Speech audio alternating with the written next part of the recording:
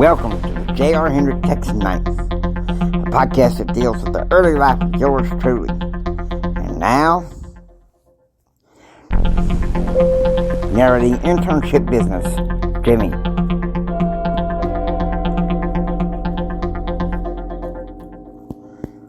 1:15 a.m. Jim and his courtesan are frolicking around in the kitchen. Though they have enjoyed a completely wonderful wild weekend, they both realize that it will soon be over.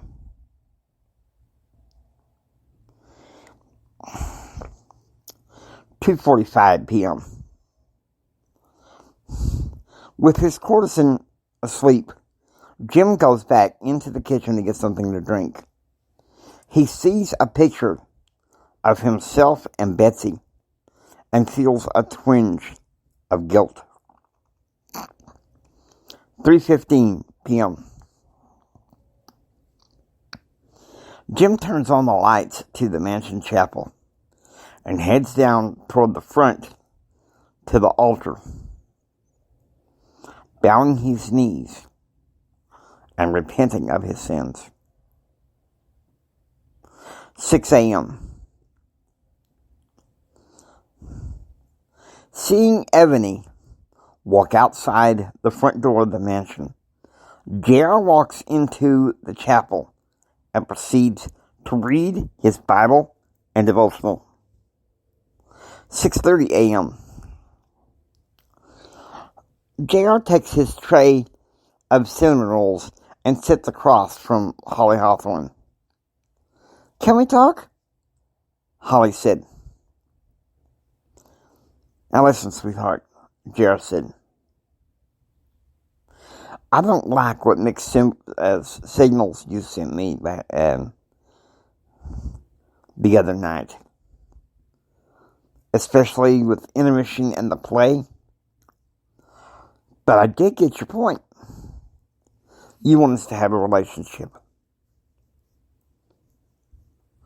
But you need to understand something. That it is only for the summer. And you best not forget that. It can be more," Holly said. J.R. gets up from his chair. "No, Holly, you don't understand," he said, picking up his tray. "So let me break it down. We keep things on a friendship level. I have enough crap as it is." He gets up and walks away, taking his tray to his room. 9 p.m. In philosophy class, the topic is rational choice theory and corporate social responsibility. Pretty interesting topics for J.R. 1 p.m. J.R. is working with John Gardens over researching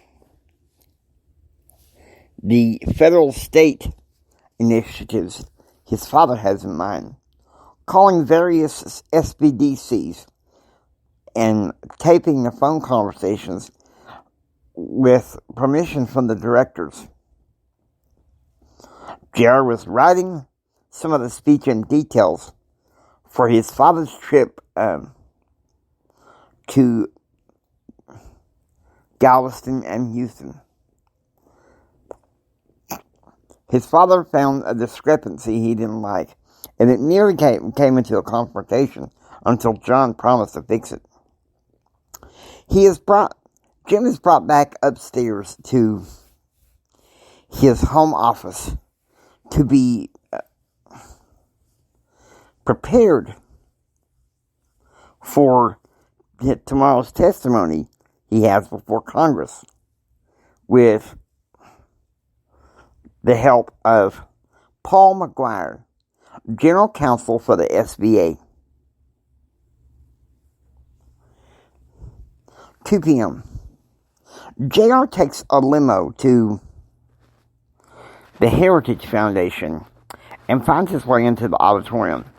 He was urged by Emily Cummings to see a briefing by Congressman Earl Rogers.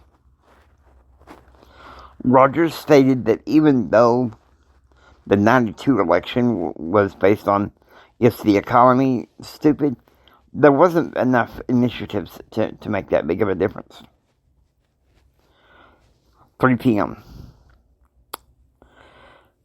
Jim is escorted into the main Cannon House building hearing room, where he is grilled again in preparation for tomorrow's testimony. 3:45 p.m. Jim arrives back at the mansion, typing in the keypad combination and walking inside. He goes to the elevators to his office, asking Rachel, the front desk secretary, to let him know when Congressman Earl Rogers was there. 2:45 p.m. Betsy is taking Christine Forever and Bobby on a boat ride to go fishing in the Mississippi River. Amy Kathleen was helping the governess supervise little Mike Thomas as he was taking his nap.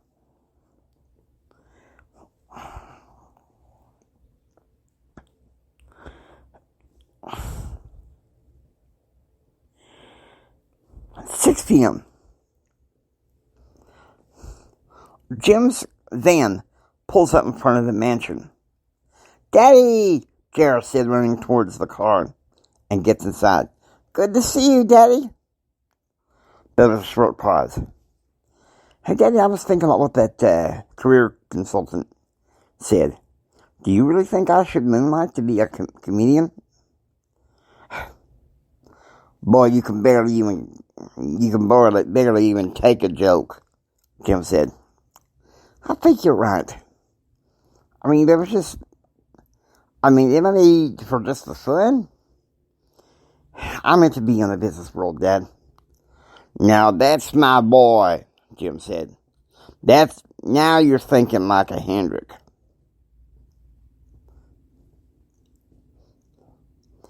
They drive to the Red Rock Steakhouse in Washington, D.C. to have dinner with Blake Carter and Jack Robertson. 9 p.m. Back in the car, JR and Jim talk. "You know, Dad, I was thinking about picking up a career in speech writing." "Well, you know, boy, you've always been gifted at that." "Or maybe even the vice president of governmental relations for Hendrick Oil." "Now you're thinking, boy, but you're going to need to go to law school in order to do that. You need to try to understand that, boy." Jim starts the car, and they head back to the mansion. Hope you enjoy listening to J.R. Hendrick Texas Night, a podcast that deals with if you like what you hear, please subscribe, become a part of the adventure. It's J.R. Hendrick saying until next time, get ready for the rest of the story. It's going to get a bit more interesting from here.